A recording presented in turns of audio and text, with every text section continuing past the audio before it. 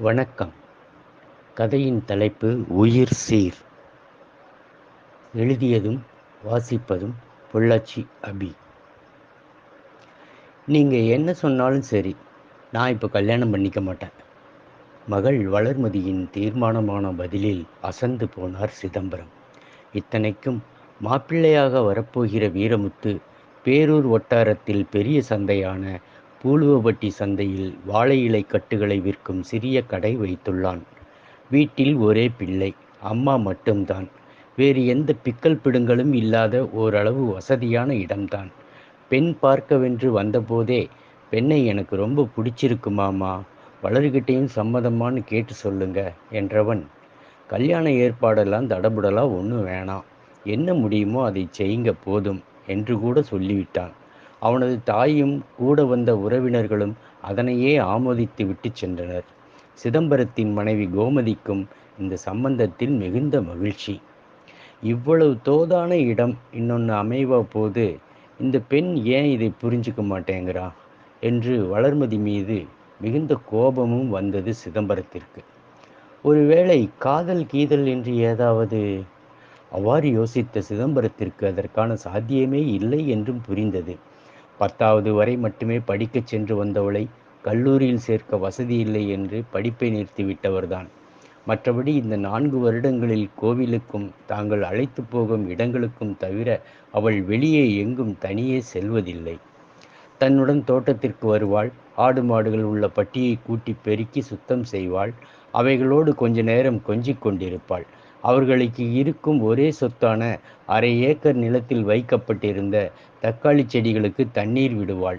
பின்னர் அங்கிருந்த 5 மாமரங்களைச் சுற்றி வருவதும், மாங்காய் மாம்பழம் என்று பறித்து தின்பதும், அதன் நிழலில் அமர்ந்து சில நேரம் புத்தகங்கள் படிப்பதையும் தவிர வேறு வித்தியாசமான நடவடிக்கைகள் எதையுமே கண்டதில்லை. பின் ஏன் இவள் பிடிவாதம் பிடிக்கிறாள்?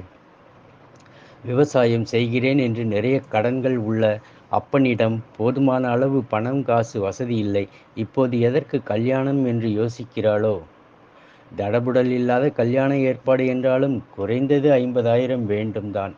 தாலி மாலை, புழங்குவதற்கு கொஞ்சம் பாத்திர பண்டங்கள், புதிய பாய் தலையணை, பொண்ணு மாப்பிள்ளைக்கு கொஞ்சம் துணிமணி, இதுக்கு 50,000 தாராளம். அந்த பணத்திற்கும் தோட்டத்திலுள்ள மாமரங்களையும் 3 ஜோடி ஆடுகளையும் 2 கறவைகளையும் விலை பேச வியாபாரியிடம் சொல்லியும் ஆயிற்று. அப்புறம் என்ன, கல்யாணத்துக்கு சம்மதிக்க இவளுக்கு கசக்குது? சிதம்பரத்தின் மனம் கேள்விகளுக்கு பதில் தெரியாமல் விழிக்கலாயிற்று. என்னவா இருக்கும்? அலைபாய்கிற மனதுடன் இப்போதும் வளர்மதியை பார்த்து கொண்டிருந்தார் சிதம்பரம். தகப்பனை பொருட்படுத்தாத வளர்மதி தன் பாட்டுக்கு பட்டியை சுத்தம் செய்து கொண்டு இருந்தாள். சாணியை வலித்து உரக்குழியில் கொண்டு போய் போட்டுவிட்டு, ஆடுகளுக்கு புல்லும் தலையையும் கட்டி தொங்க விட்டுவிட்டு மாடுகளை குளிப்பாட்ட துவங்கிவிட்டாள். அவள் செய்யும் வேலைகள் எல்லாவற்றிலும் ஒரு ஒழுங்கும் சுத்தமும் இருக்கும். அந்த விஷயத்தில் மகளை நினைத்து எப்போதும் அவருக்கு பெருமையாகத்தான் இருந்தது. இடுப்பில் இருந்த வெற்றிலை சீவலை எடுத்து வாயில் அதக்கியபடியே வளர்மதியை நோட்டமிட்டவருக்கு, ஒருவேளை உடல் ரீதியாய் அவளுக்கு எதுவும் பிரச்சினை கோளாறு இருக்குமோ? மாலையில் மனைவியிடம் சொல்லி விசாரிக்கச் சொல்ல வேண்டும் என எண்ணமிட்டவருக்கு, காலையில் குடித்த கம்பங்கூழ் லேசாக அயர்வை தர பட்டிச்சாலையில் போட்டு வைத்திருந்த நார்க்கட்டிலில் சரிந்தவர் அப்படியே கண்மூடினார். இரவு படுக்கை அறைக்கு வந்து தரையில் பாயை விரித்து கொண்டிருந்த கோமதியிடம் அதற்காகவே காத்திருந்த சிதம்பரம், நம்ம வளருக்கு உடம்புல எதுவும் பிரச்சனையா? ஏன் கல்யாணம் வேண்டான்னு பிடிவாதம் பிடிக்கிறா? உங்ககிட்ட எதுவும் சொல்லியிருக்காளா? அதை முதல்லையே கேட்டுட்டனுங்க. அப்படியெல்லாம் ஒரு பிரச்சனையும் இல்லை. எல்லாம் ஒழுங்காக தேதி தவறாமல் நடக்குது. வேற அவளுக்கு மனசில் எதுவும் பயம் இருக்குதோன்னு நினச்சி, அப்படியெல்லாம் பயப்பட ஒன்றுமில்ல, இது சாதாரணமான விஷயந்தான்னு தைரியம் கூட சொல்லியிருக்கணுங்க. அப்படியும் அந்த கழுதை ரொம்ப பிடிவாதமாக எனக்கு இப்போ கல்யாணம் வேண்டாம், இன்னும் 4-5 வருஷம் போகட்டும்னு சொல்லுது. இதுக்கு மேலே அவகிட்ட என்ன சொல்கிறதுன்னு எனக்கும் விளங்கலைங்க. சின்ன பிள்ளையா 2 அடி போட்டு மிரட்டி வைக்க? நாளான்னைக்கு புதன்கிழமை மாப்பிள்ளை வீட்டுக்காரங்க நிச்சயம் பண்ணிக்க வாரோன்னு வேற சொல்லியிருக்காங்க. இவ அதுக்குள்ளே மனசை மாற்றிக்கிட்டா பரவாயில்லையே. அப்படி தான் இருக்கு எனக்கு. நம்மளோட தலையில் என்ன எழுதி வச்சிருக்கோ யாருக்கு தெரியும்? கோமதியின் பெருமூச்சில் வெக்கையும் துயரமும் வெளிப்பட்டது. ஏதாவது சொன்னா தானே இந்த பிரச்சனையை இப்படி தீர்த்துக்கலான்னு சொல்ல முடியும். ஒரு இளவையும் சொல்லாட்டி மனுஷன் என்ன பண்ண முடியும்? கோபமும் மிகுந்த மனச்சோர்வும் சிதம்பரத்தை ஆட்டி வைக்க அப்படியே உறங்கிப் போனார். புதன்கிழமை காலை நல்ல நேரத்தில் நிச்சயதாம்பூலம் நல்லபடியாக முடிந்தது. கை நனைக்கும் விருந்தின் போதும் வளர்மதியின் முகம் என்று இருந்ததை கவனிக்க தவறவில்லை வீரமுத்து. அவன் மனதுக்குள் ஏதோ நெருடியது. அவளுக்கு இந்த கல்யாணத்தில் இஷ்டமில்லையோ? மாமாவிடம் அவளது விருப்பத்தை கேட்கச் சொல்லியிருந்தேனே, அவனொன்றும் வித்தியாசமாகவும் சொல்லவில்லையே. அவளிடமே நேரடியாக கேட்டுவிடலாமா? அதான் சரி. எண்ணமிட்டவன் தக்க சமயம் பார்த்திருந்தான். பொதுவான விஷயங்கள் குறித்து உறவினர்கள் சுவாரஸ்யமாக பேசிக் கொண்டிருந்தனர். இதுதான் சரியான நேரம். வீரமுத்து சிதம்பரத்திடம் சென்று, வளர்மதி கிட்ட 2 வார்த்தை பேசணும் மாமா. சிதம்பரம் திடுக்கிட்டார். தனியாக பேச விட்டா இவ பாட்டு கல்யாணத்தில் எனக்கு இஷ்டமில்லைன்னு உளறி கொட்டினா என்ன பண்ணுறது? அவள் விவரமில்லாமல் சொல்கிறத நம்பி மாப்பிள்ளையும் முடிவை மாற்றிக்கிட்டா நல்ல சம்பந்தம் கையை விட்டு போயிருமே. மாப்பிள்ள, அப்படி பொண்ணுக்கிட்ட பேசுறது நம்மள வழக்கம் இல்லைங்களே. அவருடைய குரல் மிக பலவீனமாக வெளிப்பட்டது. அவருக்கே தெரிந்தது. மேலும் மாப்பிள்ளை தவறாக எதுவும் எண்ணிவிடக்கூடாதே என்ற பயமும் இருந்தது. ஆனால் வீரமுத்து அப்படியெல்லாம் எதையும் கருத்தில் கொள்ளவில்லை. அதெல்லாம் சரிதான் மாமா. காலம்பூரா கூட வாழ போகிற பொம்பளை ஒரு வார்த்தை கேட்டுக்கிட்டா அவளுக்கும் ஏதாவது சொல்ல வேண்டியது இருந்தால் சொல்லட்டுமே மாமா. அதனால் தப்பு ஒன்றும் வந்துடாது. கேட்காம விட்டதாலேயே நிறைய பிரச்சனை. கல்யாணத்துக்கு அப்புறம் வர்றதை தவிர்த்துக்கலாமே. வளர்கிட்ட சொல்லி 2 நிமிஷம் பொடக்காளி பக்கம் வர சொல்லுங்க மாமா என்றபடியே வீரமுத்து வீட்டின் பின்பக்கம் உள்ள சப்போட்டா பழமரத்தின் நிழலை நோக்கி நடக்கத் துவங்கிவிட்டான். குடுகுடுவென்று சமையலறைக்குள்ளே ஓடிய சிதம்பரம் கோமதியிடம் விஷயத்தை சொல்ல அவளுக்கும் பதட்டம் தொற்றிக்கொண்டது. அவளும் இப்படி ஒரு சூழல் வரும் என்று எதிர்பார்க்கவில்லையே. சரி, ஆகிறது ஆகட்டுங்க. நம்ம மானம் நம்ம புள்ள கையிலன்னு அவளுக்கும் தெரியாமையா இருக்கும். நல்லபடியாக ஒன்ற முடிவு சொல்லி போடுன்னு ஒரு வார்த்தை நம்ம கடமைக்கு சொல்லிடுவோம். அப்புறம் நம்ம விதிப்படி நடக்கட்டும் வாங்க. கோமதியின் அபார துணிச்சலை கண்டு அந்த நேரத்திலும் வியப்பாய் இருந்தது சிதம்பரத்திற்கு.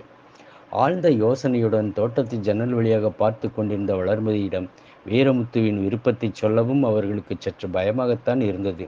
இவள் பாட்டுக்கு சூழல் தெரியாமல் கத்துவாளோ? தனது எண்ணத்தை விட்டு கொடுக்காமல் பிடிவாதம் பிடிப்பாளோ? வளரு! மனதை திடப்படுத்தி கொண்டு கோமதி தான் அழைத்தாள்.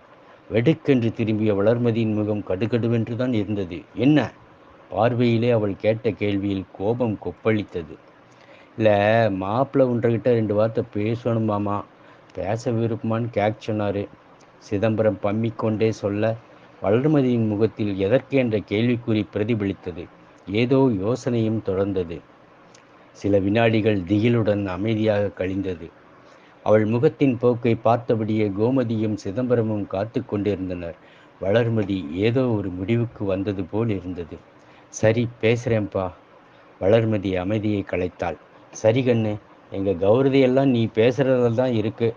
உங்கிறதுக்கு சோறு இல்லைன்னாலும் மானம் மரியாதையோடு ஊருக்குள்ளே நடந்துட்டுருக்கோம். தலகுனியை வச்சிடாத. அப்புறம் நாங்கள் உசுரோடு இருக்கிறதுல அர்த்தம் இல்லாமல் போயிடும். அவ்வளோதான் இப்போ சொல்ல முடியும். கோமதியின் வார்த்தைகளை காதில் வாங்கியபடியே வீரமுத்துவை நோக்கி சென்று கொண்டிருந்தாள் வளர்மதி.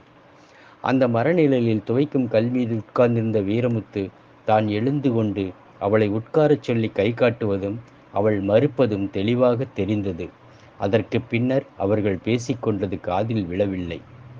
10 நிமிடங்கள் கழித்து வளர்மதி முகத்தில் மிக திருப்தியாக நிலவிய புன்சிரிப்போடு திரும்பி வீட்டை நோக்கி வருவது தெரிந்தது. கோமதிக்கும் சிதம்பரத்திற்கும் இருப்பு கொள்ளவில்லை.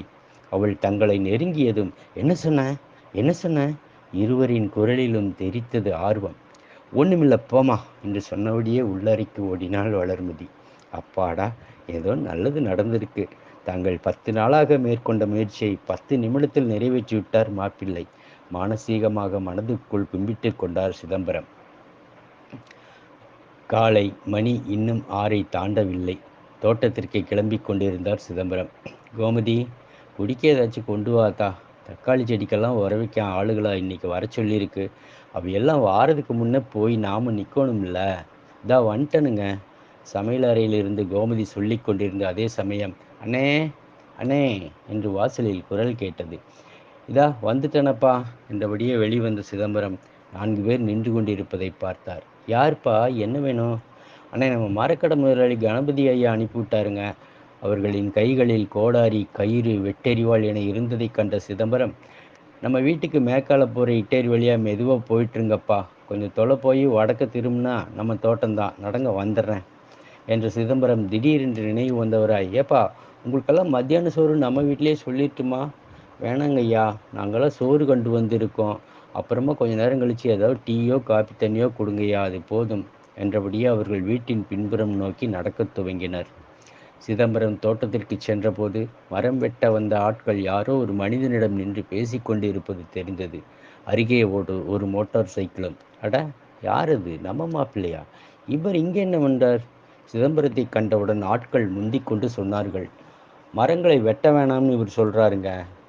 அவர்களின் குரலை தொடர்ந்து திரும்பிய வீரமுத்து, வாங்க மாமா, கல்யாண செலவுக்குன்னு தானே மரங்களை வெட்டி விற்கணும்னு நினச்சிங்க, அது வேணாம். அது இல்லாமல் அந்த வேலியோரம் இருக்கிற 4 பனை மரம், ஆடு மாடு கோழியும் கூட இப்போ இருக்கிற மாதிரியே அப்படியே எனக்கான கல்யாண சீராக இருக்கட்டும் மாமா. இது என்னோட ஆசை மட்டும் இல்லை, வளர்மதியும் நிச்சயத்தன்னைக்கு இதான் சொல்லுச்சு. என்னோட வருங்கால பொண்டாட்டியோட வார்த்தையை நான் மீற முடியுமா மாமா? அதான் வெட்டுறதை நிறுத்த சொல்லிட்டேன். நீங்கள் கல்யாண செலவை பற்றியெல்லாம் கவலைப்படாதீங்க, எல்லாம் நான் பார்த்துக்கிறேன். புன்சிரிப்போடு சொன்ன வீரமுத்துவின் வார்த்தைகளில் இருந்த குளுமையை அள்ளிக்கொண்டு வந்த மாமரங்களின் காற்று சிதம்பரத்தை சில்லிடச் செய்து கொண்டிருந்தது. முற்றும்.